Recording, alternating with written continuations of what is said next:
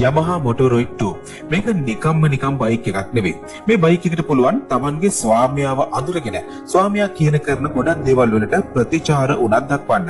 2025 Japan mobility show එකේදී කරලියට ආපු මේ තාක්ෂණික පෙරලිකාරයාට සාමාන්‍ය ඉලෙක්ට්‍රික් බයික් එකක් පවා අභිබවා යමින් හැකියාවන් ගොඩක් තියෙනවා. අංක 1 මේකට කෘත්‍රිම බුද්ධිය භාවිතා කරලා තියෙන එක. එතනින් එහාට තම ස්වාමියාව හඳුනාගත්තට පස්සේ ලිවිං මොබිලිටි පාර්ට්නර් කෙනෙක් විදිහට තමන්ගේ ස්වාමියා ඈතදී දැක්කහම සූදානම් වෙලා පණ ගැන්වෙන්නත් ස්වාමියා පසුපසින් තනියම ගමන් කරන්න ස්වාමියාගේ ශරීර චලන වලට ප්‍රතිචාර දක්වන්න මේකට පුළුවන්. සම්බරතාවයේ තනියම ගමන් කිරීමේ හැකියාව සාම්ප්‍රදායික හැන්ඩල් බාර් නොමැතිවීම මේකේ තවත් සුවිශේෂීතාව බවට පත් වෙනවා. කොහොම වුණත් මේක තවම වෙළඳපොළට නිකුත් කරලා නැහැ.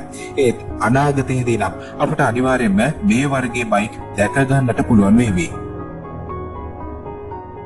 ලීබර්ගිම් ඔරික්ස් කියලා කියන්නේ ඉලෙක්ට්‍රික් යුනිසයිකල් තාක්ෂණයේ උච්චතම නිර්මාණයක්. වොට් 10500ක උපරිම බලයකින් සමන්විත වන මෙය මීට කිලෝමීටර 113ක වේගයක් ළඟා කර ගන්නවා.